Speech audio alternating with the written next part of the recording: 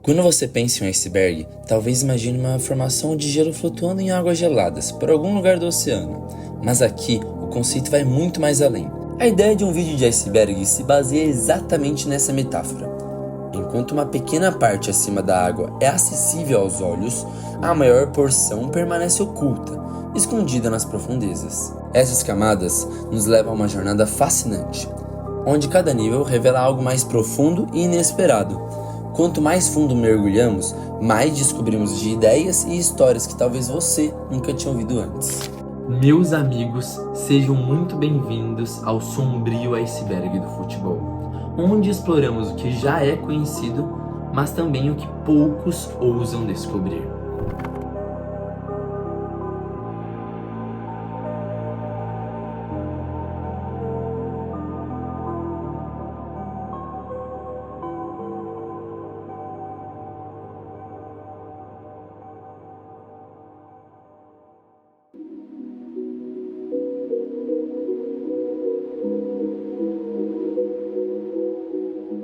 Além dos gols, títulos e momentos eternizados na história, o Pelé protagonizou diversos outros feitos históricos no futebol. Um deles foi ter parado uma guerra na África nos anos 70. História que tem muitos mitos, porém virou até cântico da torcida do Santos.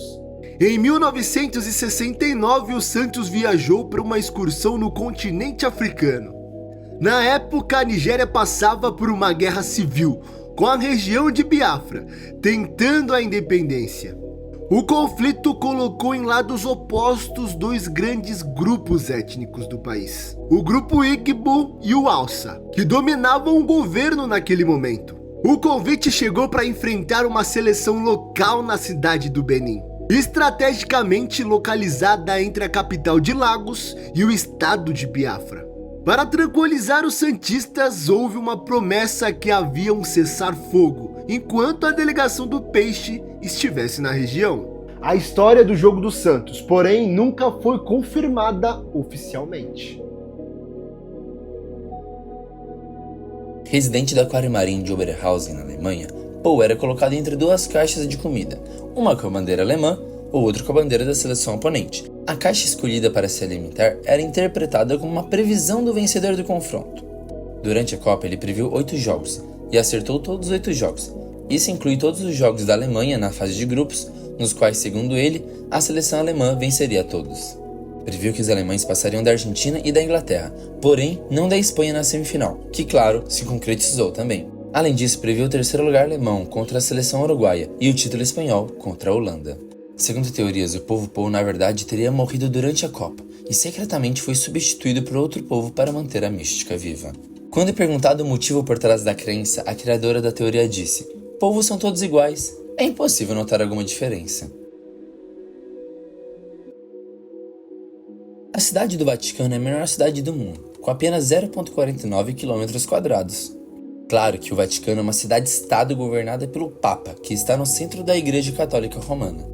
Então, a ideia deles de terem um time de futebol parece ser meio estranha. Porém, você ficará surpreso ao saber que eles realmente têm um clube. O primeiro jogo do Vaticano FC, ou melhor conhecido, Seleção Vaticana, foi contra os Amadores de San Marino, um empate de 0-0 em 1994. Nunca nem imaginei que San Marino teria amadores, mas tudo bem. A maior vitória foi ganhar do Sub-23 da China por 4-3, e a maior derrota foi um leve 21-4 contra o Borussia Mönchengladbach. O que eu acho mais estranho disso não é eles levarem 21-4, e sim fazerem 4 gols. Totalmente estranho. Você provavelmente já viu essa foto aí, de um clássico entre Milan e Inter.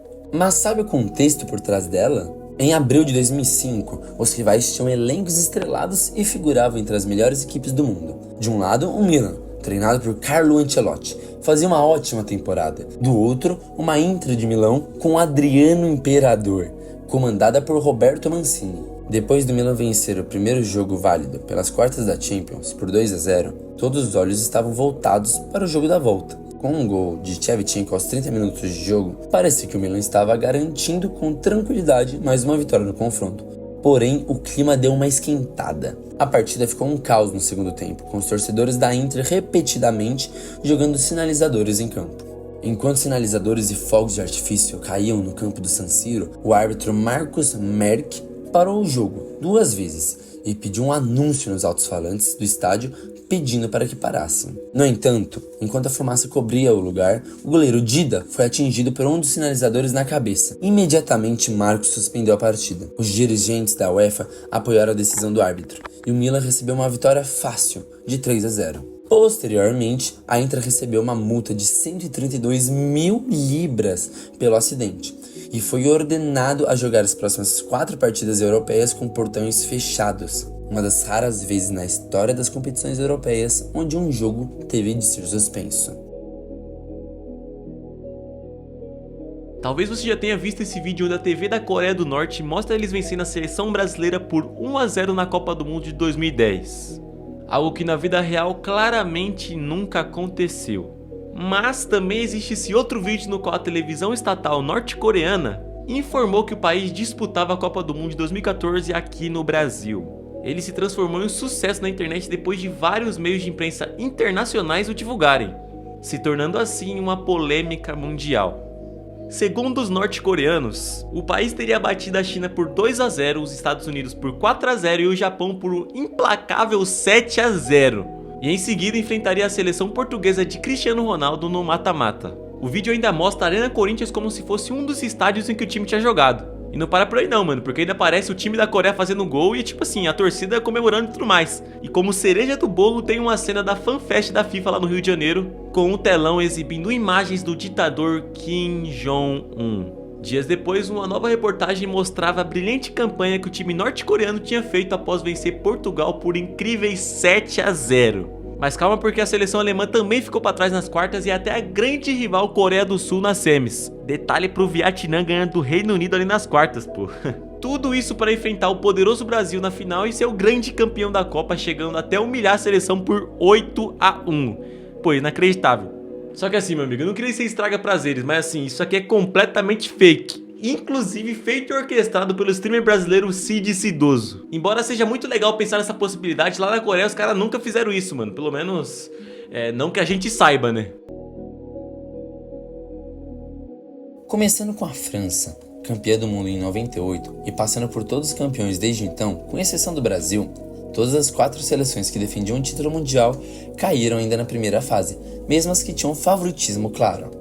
As vítimas dessa maldição são a própria França, campeã em 1998 e eliminada na fase de grupos em 2002, Itália, campeão em 2006 e fora do mata-mata de 2010, Espanha defendendo o título de 2010 e caindo na primeira fase em 2014, Alemanha tetra no Brasil em 2014 e eliminada no grupo na Rússia em 2018. Até a classificação da França em 2022, o Brasil de 94 e 2002 teria sido a única seleção a ter vencido essa força dessa maldição.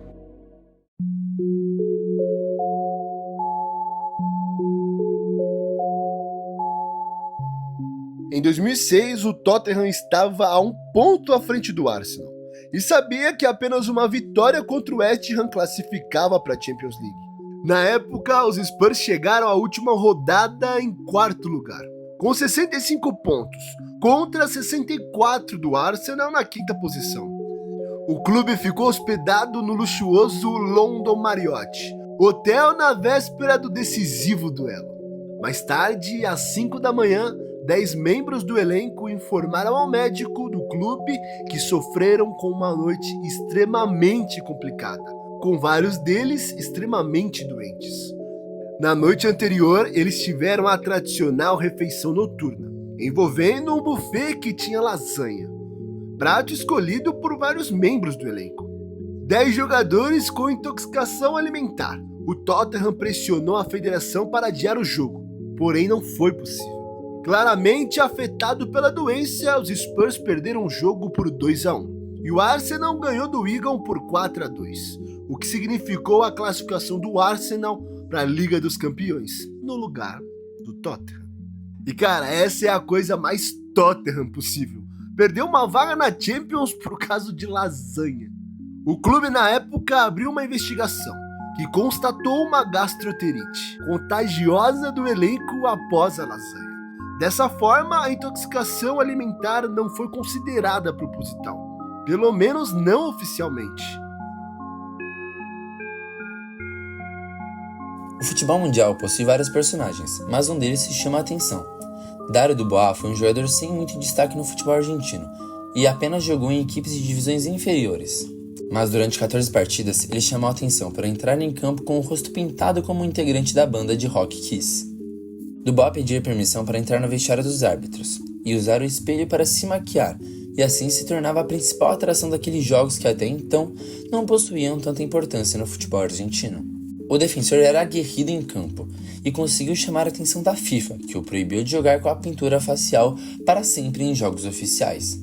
Dario se tornou uma figura pop do futebol argentino, indo em diversas mídias para falar do seu feito ou até mesmo sobre rock, que era o estilo que ele sempre amou e levava para o campo. O argentino terminou sua carreira sem muito brilho, e quando se aposentou teve que trabalhar como operador de som. O pequeno clube escocês Raith Rovers terminou em terceiro lugar na temporada de 1922-23, atrás dos Rangers e do Celtic. Como recompensa de seu feito, eles decidiram ao final da temporada fazer uma tour de amistosos nas Ilhas Canárias. 13 jogadores e 5 membros da diretoria foram até as docas de Tilbury e embarcaram no navio. Todos esperavam uma agradável, adorável e relaxante jornada. Tudo estava correndo bem na viagem. Porém, durante a noite, violentas e tempestuosas ondas atingiram o navio, até que houve um estrondo repentino e poderoso, e todo o barulho cessou quando o barco parou ao atingir as rochas da costa rochosa de Vigo, na Espanha. Raith Rovers se tornou o primeiro clube na história do futebol a naufragar. Por horas e até mesmo dias eles passaram por condições difíceis enquanto muitos dos jogadores estavam vestidos apenas com pijamas, enquanto escapavam do navio no meio da noite. Porém, felizmente eles chegaram ao porto marítimo de Vigo e foram capazes de encontrar ajuda para localizar o navio que tinham escapado e foram capazes de voltar em segurança. Agora me fala, depois de ficar naufragado, você voltaria para casa para descansar imediatamente ou embarcaria num navio para completar o passeio pelas Ilhas Canárias? Eles continuaram a tour pelas Ilhas Canárias.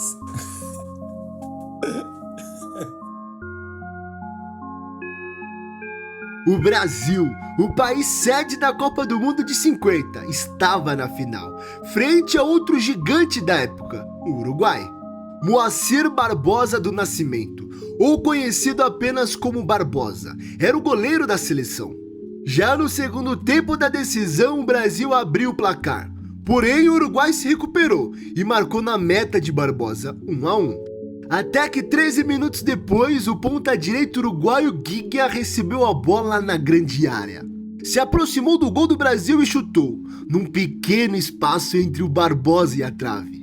4h33, do dia 16 de julho de 1950, o pior momento da sua vida. No final, o Uruguai acabou sendo campeão, aqui na nossa casa. Os brasileiros da época ficaram destruídos e queriam colocar a culpa em alguém. O goleiro fez somente mais uma partida pela seleção, 2 anos depois do ocorrido. Pouco depois de se aposentar, em 62, Barbosa foi admitido como funcionário do Maracanã, o palco de tantas jornadas, felizes ou frustrantes. Quando a FIFA ordenou a substituição mundial das traves de madeira pelos modelos de ferro, a armação usada na Copa de 50 ficou obsoleta. Eis que o diretor do estádio ofereceu o objeto como lembrança ao ex-goleiro Barbosa. Porém, o Barbosa usou a madeira para aquecer um churrasco para seus amigos. Pelo resto da vida do Barbosa, esse momento o assombrou. Certa vez ele estava em uma padaria quando entrou uma senhora segurando uma criança. Ao ver Barbosa, a senhora apontou para ele e disse para a criança: "Esse homem que fez o Brasil chorar. Por 50 anos tenho pagado o preço de um crime que não cometi. Até mesmo um criminoso, quando paga sua dívida, é perdoado. Mas eu nunca fui perdoado." Frases de Barbosa, tempos depois. Para todo aspirante do futebol, seu sonho é jogar Champions League. E não foi diferente para Greg. X-Road era tão ruim em sua juventude que o pai proibiu de praticar o esporte dos 10 aos 18 anos de idade. Ele sabia que nunca conseguiria sucesso no futebol pela sua habilidade, então ele foi criativo. o francês criou um site fake onde ele fingia que tinha jogado pelo PSG, indo até o Parque dos Príncipes para tirar foto realista dele usando uniforme e tudo mais. Só que assim, na época o Greg tinha 19 anos e ele trabalhava no McDonald's. E ele enviou esse site com um currículo também falso para vários e vários clubes. Cara, inacreditavelmente ele conseguiu 6 testes em times do Reino Unido, mano. Parece brincadeira, mas não é não. Swindon Town, Bournemouth, Norwich City, Poole Town, Kirk e Dundee United foram os times. Depois de fazer um gol no teste do Swindon Town e até dar entrevista para Sky Sports News, o clube infelizmente não deu nenhum contrato para ele. No entanto, em 2009, uma oportunidade surgiu. CSKA Sofia da Bulgária, que tinha acabado de se classificar para a Champions daquela temporada. Eles ofereceram a X-Road um contrato de 3 anos no valor de 15 mil libras por mês. Os torcedores de Sofia até foram aos fóruns do PSG pedindo por opiniões sobre Greg lá e tal. E lá todo mundo ficou completamente perplexo por não ter ideia de quem que é esse cara. Infelizmente, o clube búlgaro descobriu a farsa e a transferência fracassou de forma imediata, depois de ele ter assinado o contrato. Nos anos seguintes, ele ainda tentou enganar as equipes da Grécia e do Kuwait e ainda conseguiu se encaixar rapidamente ali no Mississauga Eagles da Liga Canadense, antes de encerrar de vez sua breve e bizarra carreira, né, se a gente pode considerar. Uma das cenas mais emblemáticas da Copa de 1974, disputada na Alemanha, aconteceu no jogo entre Brasil e Zaire. Enquanto Nelinho e Rivelino discutiam quem iria chutar a bola ao gol, um jogador do Zaire, o zagueiro Ilunga Milpo, saiu da barreira e deu um bico na bola. John Motson, comentarista da BBC, descreveu a situação durante o jogo como um bizarro momento de ignorância africana. Enquanto muitos zombaram que aquilo era um desconhecimento da regra, a explicação é bem mais dramática. Os jogadores estavam desesperados lutando pela sua própria vida. Na época, o Zaire estava sob comando do ditador tenente-general Mobutu Sese Seko, que estava fazendo grandes mudanças no país. Mudou o nome de Congo para Zaire em 1971 e investiu pesado no futebol de sua terra natal, que depois de conquistar a Copa Africana de Nações, queria fazer bonito no Mundial. A estreia não foi boa, porém aceitável. 2-0 para a Escócia. Depois da partida, os jogadores africanos também foram informados que não iriam mais receber o prêmio prometido pelo governo pela classificação para a Copa, porque o dinheiro tinha sido desviado pelos dirigentes. No jogo seguinte, contra a Iugoslávia, o treinador, que era iugoslavo, deixou o craque do time na reserva, Adelard Mayangan. Com 18 minutos, a Iugoslávia vencia por 3-0. Então, o treinador tirou o goleiro de campo, Mawamba Kazadi, para colocar a reserva de Mbitipo Nabandu. Foi a primeira vez que um goleiro foi substituído durante a partida por decisão técnica. O jogo foi um massacre e terminou com a histórica goleada da Iugoslávia por 9-0, a maior da Copa até então. O ditador Mobutu estava furioso, então ordenou que inúmeros de seus guardas pessoais fossem até a Alemanha para ameaçar o time. Abandonados, os jogadores de Zaire foram informados que na última partida, perdessem para o Brasil por mais de 3 gols, poderiam temer por suas vidas na volta para casa. Então chega o segundo tempo com o Brasil vencendo por 2-0 e o momento da cobrança da falta acontece. Ilunga chutou a bola para mais longe que podia, com uma tentativa de fazer o tempo passar. Zaire acabou perdendo de 3-0 e apenas alguns jogadores foram autorizados a voltar ao seu país. Um triste momento, onde um ditador controlava tudo que tinha a ver com o país e o esporte. Vários jogadores daquele elenco morreram na pobreza. Mulamba Nidaye se tornou mendigo na África do Sul. Ekofa Mbungu virou taxista. Ilunga, herói trágico dessa história, infelizmente morreu em 2015, aos 66 anos. No verão europeu de 1993, todos os dedos do futebol franceses apontavam para o Olympique de Marseille. Uma partida entre Marselha e Valenciennes, que aconteceu na última rodada do campeonato francês daquela temporada. Só que o mais importante, uma semana depois aconteceria a final da Champions League, entre o Olympique de Marselha e o Milan. Dando contexto, em 1991, o Marselha foi vice da Champions League. Perdeu a final para o Estrela Vermelha. E eles atribuem esse vice ao fato de não terem 2 jogadores disponíveis para a grande decisão. O presidente Bernard Tapie não queria que essa história se repetisse. Então o gerente-geral Jean-Pierre Bernes e o meia Jean-Jacques Edelier entraram em contato com os jogadores do Valenciennes pedindo que eles tivessem um desempenho mais controlado. com o intuito que o Marselha ficasse mais descansado e sem lesões para a final da Champions. Jorge Burruchaga e o capitão Christopher Robert aceitaram o suborno. Porém, o zagueiro Jacques Glasman rejeitou e ainda no intervalo do jogo contou ao técnico do Valenciennes, além de posteriormente revelar publicamente o escândalo. Inclusive, em 1995, o Glasman ganhou o prêmio de fair play da FIFA, por não ter aceitado o suborno na época. Muito foda, né? O Marselha acabou ganhando a partida por 1-0.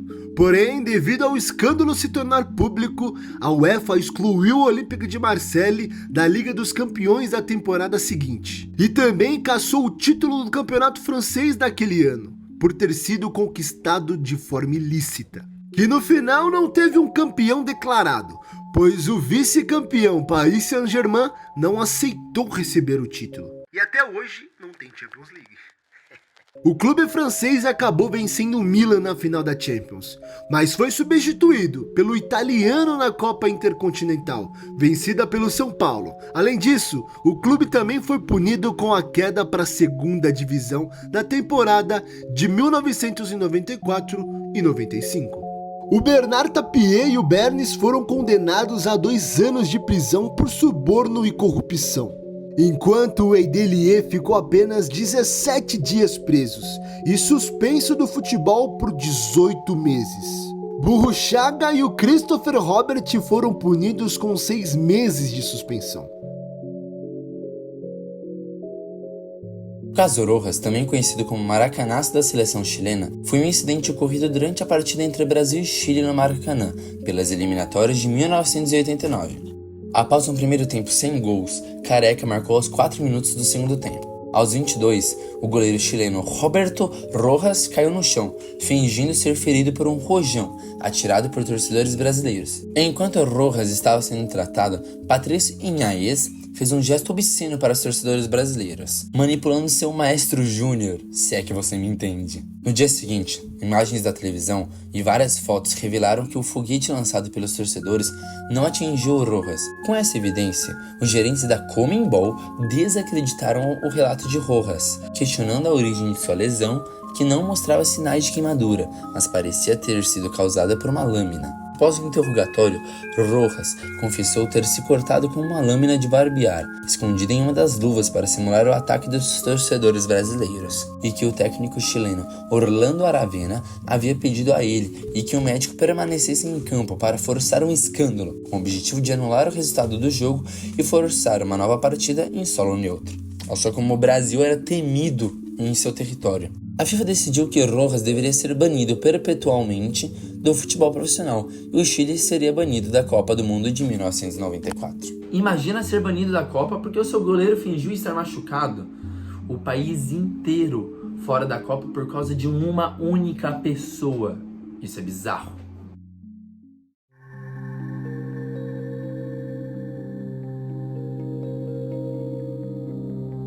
Em outubro de 1998, o Benatache estava empatando em 1-1 com o Bazanga, na Liga da República Democrática do Congo. O jogo estava sendo disputado durante uma tempestade, quando então um verdadeiro raio do nada atingiu o campo.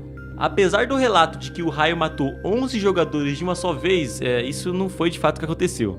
O relato acrescentou enquanto outras 30 pessoas sofreram queimaduras, curiosamente os atletas do Bazanga saíram ilesos dessa catástrofe. Infelizmente, um acidente bizarro e uma das formas mais insanas que eu já vi nisso interrompeu a partida. E imediatamente acusações de bruxaria surgiram, mano. Muitos times lá da África Central e Ocidental são conhecidos por empregar os serviços de feiticeiros para lançar maldições para seus oponentes. No entanto, nunca na história houve uma confirmação oficial. Eu não posso entrar em muitos detalhes aqui, simplesmente porque o caso é uma completa bagunça. Em 2009, Cristiano Ronaldo estava em Las Vegas, com seu cunhado e seu primo. Durante seu tempo lá, foi alegado que ele conheceu a modelo Catherine Mayorga e a estuprou em um hotel. Cristiano negou todas as acusações e sustentou que foi tudo com consentimento da modelo. Fotos dos dois juntos foram encontradas naquela noite em Vegas. Pelas informações, tudo foi resolvido no tribunal com um pagamento aproximadamente de $350 mil. No entanto, recentemente, Mayorga disse que estava com medo depois de ser pressionada por Cristiano e assim aceitou o acordo. O caso foi trazido à tona novamente em 2021, mas logo rejeitado. Não houve nenhuma atualização desde então. Porém, uma coisa tem sido questionada, é que Cristiano Ronaldo teria evitado pisar nos Estados Unidos, desde a reabertura do caso. Independente disso, certamente essa história é o que permanece na cabeça do português. Os esportes costumavam ser associados entre a paz e a confraternização entre os povos. Porém, um certo dia, o futebol foi um estopim e o início de uma guerra de dois países da América Central. Exatamente, dois países, El Salvador e Honduras, que por muitos anos brigavam por conta de política. O fato aconteceu em 1969, quando as seleções disputavam uma vaga nas eliminatórias da Copa do Mundo de 70 no México. Naquele momento haviam disputas relacionadas a posses de terras e delimitação de fronteiras na região, o que fomentava um sentimento de rivalidade e ressentimento entre os dois países. Além disso, a migração de camponeses salvadorenhos para Honduras em busca de terras e oportunidades de trabalho. Então, uma tensão foi criada entre as populações locais. O primeiro jogo foi realizado em Honduras. A seleção salvadorenha chegou um dia antes, mas os atletas passaram a noite sem dormir, pois os torcedores rivais gritavam, buzinavam em frente ao hotel e atiravam pedras na janela dos quartos em que o time do El Salvador estava hospedado. Os salvadorenhos estavam exaustos e perderam a partida por 1-0. Na semana seguinte foi a vez de El Salvador receber a seleção hondurenha. À noite, estilhaçaram as janelas do hotel que abrigava os hondurenhos. Como resultado, El Salvador venceu por 3-0. Horas depois do jogo, a fronteira foi fechada. E em poucos dias, El Salvador começou a bombardear a capital de Honduras. O conflito ficou conhecido como a Guerra do Futebol, terminando com a morte de aproximadamente 6.000 pessoas e dezenas de milhares de feridos. Vilas inteiras foram destruídas e milhares de pessoas ficaram desabrigadas. A guerra só terminou com a intervenção da OEA. Uma terceira partida entre as seleções foi realizada em território neutro, no México, no dia 27 de julho, com a vitória de El Salvador, que se classificou ao Mundial. No estádio, as duas torcidas ficaram isoladas por um muro de policiais mexicanos. Nos anos 80 e 90, o futebol colombiano era completamente comandado por gangues e os cartéis de droga dominavam tudo. E isso desde as ligas até a seleção. E como os maiores nomes podemos citar a relação dos irmãos Orejuela com a América de Cali e de Gonzalo Rodrigues Gacha com Milionários de Bogotá. Mas a principal história vem de Pablo Escobar, chefe do cartel de Medellín, que usou a sua influência para o principal clube da cidade, Atlético Nacional, vencer sua primeira Copa Libertadores em 1989. No confronto entre América de Cali e Independente de Medellín, também em 89, todos sabiam que os cartéis comandavam os esforços em campo. Após 90 minutos, o empate 0-0 não agradou Escobar, que ficou furioso com as decisões do árbitro. Álvaro de Ortega guardou seu apito e foi embora, e nunca mais apitou uma partida novamente. Isso porque ele foi assassinado naquela mesma noite. Na Copa de 94, a seleção colombiana teria um jogo decisivo contra os Estados Unidos. Isso após perder a primeira rodada de 3-1 para a Romênia, mano. Os colombianos teriam que enfrentar os donos da casa valendo a oportunidade de continuar no torneio e assim, talvez até a sua própria vida. Então o cartel fez sua jogada, mandaram uma mensagem em rede nacional afirmando que as consequências seriam fatais se Gabriel Gomes entrasse em campo. O técnico obviamente não teve escolha e deixou de fora, e no final Estados Unidos 2, Colômbia 1. Johan Cruyff, jogador lendário holandês, ajudou a seleção do seu país a se classificar para a Copa de 1978 na Argentina. Porém, ele não jogou essa competição.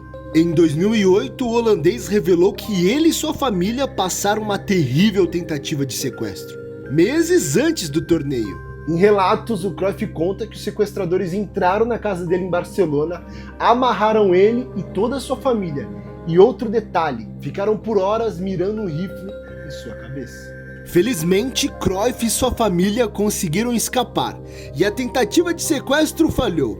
Mas como você deve imaginar, isso teve um efeito pesado para o ex-jogador, e desempenhou um papel importante na razão por trás da sua ausência na Argentina. Nas palavras do próprio atacante, a experiência aterrorizante mudou a sua atitude em relação à vida.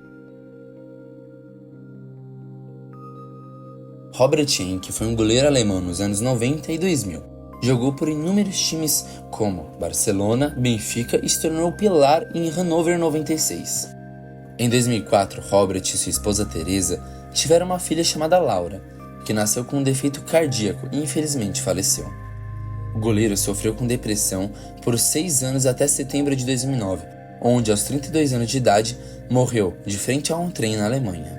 Robert, durante esses 6 anos, era tratado por psiquiatra, mas nunca foi capaz de se recuperar da morte de sua filha.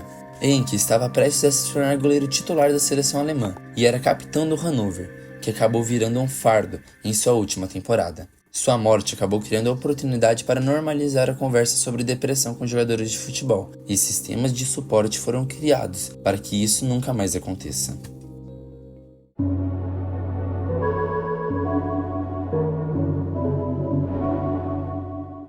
Matthias Schindler foi um atacante austríaco na década de 30, apelidado de Homem de Papel por conta da sua elasticidade e leveza. Schindler fez 44 jogos e 28 gols por sua seleção, ótimos números. Após a ocupação da Áustria pela Alemanha em 1938, Schindler se recusou a jogar pela seleção unificada, depois de diversos pedidos do técnico alemão. Muitos interpretaram como um protesto contra o regime nazi. Porém, em janeiro de 39, o atacante de 35 anos foi encontrado morto em seu apartamento em Viena, juntamente de sua namorada, Camilla Castagnola.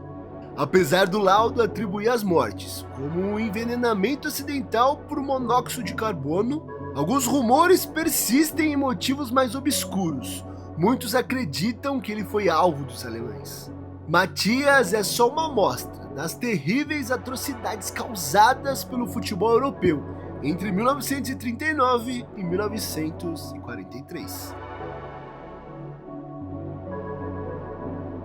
Alex Villaplane foi um jogador francês na década de 30 e foi até mesmo o primeiro capitão da seleção da França em uma Copa do Mundo. Ele era conhecido por sua atitude agressiva e temperamento explosivo, além de aparentar sempre estar tranquilo durante as partidas. O status de grande jogador foi logo se esvaindo, o extracampo foi acabando com o foco de Villaplane, que passou a virar mais uma celebridade fora de campo do que dentro dos gramados. Tornou-se regular sua presença em eventos sociais, cabarés e corridas de cavalo. Seu destino então foi o Nice, mas lá o jogador foi diversas vezes multado por faltas de treinamento e indisciplina. Em campo se mostrou desinteressado e acabou sendo dispensado. Não havia mais espaço para Alex no futebol, que usou todo o dinheiro que ganhou no esporte para abastecer seu estilo de vida egocêntrico e ostentador. Mas é claro que em 1940, Paris foi tomada pela Alemanha nazista.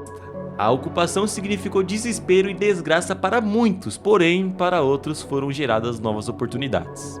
Os alemães então procuraram aliados na capital para, além de tomar toda a sua riqueza, perseguir os judeus e os grupos de resistência. Um desses aliados foi o policial corrupto chamado Henri Lafon. Ele formou um grande grupo criminoso que ficou conhecido como Gestapo Francesa. Se havia uma chance de conseguir dinheiro fácil, o ex-meia não poderia perder e acabou se juntando a essa gangue, sendo inclusive promovido a um dos subcomandantes do grupo. O francês então buscou a criminalidade para cobrir as finanças perdidas que ele se acostumou no futebol. Seu poder e crueldade aumentaram em igual medida, culminando no massacre de Mussidan, onde 52 habitantes morreram pelas mãos de Villaplane, incluindo homens, mulheres e crianças. Ele agora então estava tentando matar o seu próprio povo, que lutava todos os dias para reconstruir o país que lhe deu tudo. E em agosto de 1944, a França foi libertada pelas forças aliadas e o Villa Plaine foi capturado ao lado da Gestapo francesa. O declínio de um homem que já foi capitão do seu país, desperdiçando completamente seu talento e se tornando corrupto apenas 10 anos depois. Alex Villa Plaine foi condenado à pena de morte e depois fuzilado no dia 26 de dezembro daquele mesmo ano. No início do ano de 2010, a seleção de Togo estava em um ônibus a caminho de enfrentar a Angola, na Copa Africana de Nações, incluindo a estrela da Premier League, Emmanuel Adebayor. No caminho para Angola, o ônibus foi emboscado por homens armados e ficou sob fogo de metralhadora imediatamente após ter atravessado a fronteira. O ataque durou menos de 30 minutos, ferindo 9 pessoas e matando 3. Os 3 eram o Amelete Abalo, auxiliar técnico, Stanislas, mais conhecido como Stan, assessor de imprensa e comentarista de TV, e Mário Angoa, o motorista do ônibus. Os passageiros se esconderam embaixo dos assentos, enquanto a equipe de segurança que viajava com a equipe se envolveu numa troca de tiros com os rebeldes angolanos. O Adebayor disse que o ataque foi uma das piores situações em que ele já esteve em toda a vida. Como ele foi um dos menos afetados, ele teve que ajudar a transportar os seus companheiros para o hospital. A Partida da Morte é o nome de uma partida disputada em Kiev, que também foi conhecida como Povo Ucraniano versus Alemanha nazista. Em 1942, no auge da Segunda Guerra Mundial, a Alemanha ocupou a Ucrânia. E assim, eles tiveram a ideia de promover um jogo entre um time alemão e os campeões ucranianos, Dinamo Kiev. O time de Kiev foi cercado por um oficial alemão, enquanto os outros cidadãos estavam sendo executados. Na primeira partida, os ucranianos venceram por 4-1. A notícia da derrota chegou aos ouvidos dos oficiais alemães, e eles insistiram em uma revanche. O time de Kiev foi banido de treinar e teve suas refeições reduzidas. 5 dias depois, eles entraram em campo para jogar contra o time alemão ainda mais forte. Só que mais uma vez, enquanto seu povo era executado, eles venciam os alemães, desta vez por 6-0. Destreinado e desnutrido, o Kiev venceu mais inúmeras revanches. Os jogadores sabiam que estavam jogando por suas vidas, porém também carregando o nome de seu país. Em outra tentativa, o time da vez para trazer de volta o orgulho alemão seria o invicto Flakelf. O jogo foi feito em um estádio repleto de soldados alemães, e nenhum ucraniano foi permitido entrar. Os jogadores de Kiev foram avisados: perder serão poupados, vencem e enfrentarão a execução. E sim, os ucranianos venceram outra revanche. Quando os jogadores foram ao vestiário, sabiam que o fim estava próximo. Todos os jogadores de sua equipe foram presos e torturados pela Gestapo. Muitos perderam suas vidas, outros foram mandados para campos de concentração e poucos sobreviveram. Seu esquadrão de homens defendeu um país e inspirou ucranianos por gerações.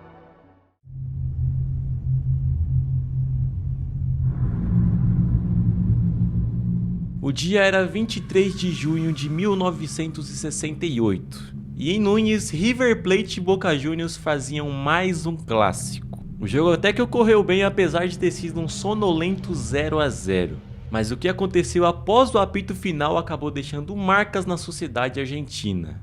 O jogo sem muita emoção era o convite ideal para o retorno para casa o antes possível. A torcida do Boca então deixava as arquibancadas e descia as escadas quando de repente o fluxo de passos emperrou. E quem estava na ponta tinha que suportar a pressão de empurrões de uma multidão que acumulava forçando a saída. O tumulto foi ficando cada vez maior até que as pessoas começaram simplesmente a atropelar umas às outras. Muitas delas caíram no chão e acabaram pisoteadas ou mesmo sufocadas. Infelizmente, no total, mais de 71 pessoas morreram e mais de 150 ficaram feridas. As famílias das pessoas envolvidas nesse caso nunca tiveram nenhum tipo de explicação e ninguém nunca foi responsabilizado por isso. Os relatos que nós temos sobre esse ocorrido são variados, mas ninguém consegue explicar por que nesse dia o portão 12 estava trancado. O desastre de Hillsborough foi um esmagamento humano fatal durante a semifinal da FA Cup entre Liverpool e Nottingham Forest, no estádio de Hillsborough, em Sheffield, no dia 15 de abril de 1989. Um pouco antes do pontapé inicial, em uma tentativa de aliviar a superlotação ao lado de fora das catracas, o chefe policial da partida, David Duckfield, ordenou que o portão C fosse aberto, levando uma debandada de torcedores a entrarem no estádio. O resultado foi uma superlotação no lado visitante, dando início a um esmagamento que deixou 97 mortos, 766 feridos e o maior número na história do esporte da Inglaterra. O desastre levou uma série de melhorias na segurança dos estádios ingleses, mudando o futebol no país para melhor e, felizmente, uma tragédia como essa nunca mais ocorreu desde então. São dois clubes indonésios e se enfrentaram em outubro de 2022 pela Liga do país. E eu tenho certeza que você não conhece nenhum. Após a derrota do time da casa, o Arema, cerca de 3.000 torcedores locais invadiram o campo e se revoltaram, atacando policiais e os jogadores do Surabaya. Em resposta para proteger os atletas, as unidades da polícia de choque tentaram impedir o tumulto, mas a multidão entrou em conflito com as forças de segurança. Os policiais usaram gás lacrimogêneo, que desencadeou uma debandada de pessoas no estádio tentando escapar dos efeitos do gás. Uma aglomeração se formou nas saídas, resultando a perda de oxigênio. 125 pessoas faleceram, entre eles uma criança de 3 anos, e mais de 586 pessoas saíram feridas. No final do ano, o chefe da polícia indonésia anunciou 6 suspeitos que faziam parte da segurança e da força policial. Eles foram acusados por negligência e o uso de gás lacrimogêneo. Sim, exatamente. Um evento chocante na era moderna, por conta da negligência policial. Um dia muito sombrio para a história do futebol e do mundo. O dia mais sombrio da história do futebol aconteceu no Estádio Nacional, em Lima, no Peru. Válido pelo torneio pré-olímpico para as Olimpíadas de Tóquio, daquele mesmo ano. Durante a partida, uma decisão do árbitro indignou os torcedores peruanos, que invadiram o campo. A polícia atirou bombas de gás lacrimogêneo na arquibancada norte, para evitar que mais torcedores invadissem o campo do estádio. Isto causou um pânico e uma tentativa de êxodo em massa para evitar o gás. No lugar dos portões padrão, o estádio tinha persianas sólidas de aço corrugado no fundo dos túneis. Essas persianas foram fechadas como normalmente eram fechadas em todos os jogos. Os espectadores em pânico que desciam as escadas fechadas pressionavam os que estavam na frente contra as persianas fechadas, mas isto não era visível para a multidão que empurrava as escadas por trás. As persianas finalmente explodiram como resultado da pressão do esmagamento. O número oficial dos que morreram é 328 e mais de 500 pessoas feridas.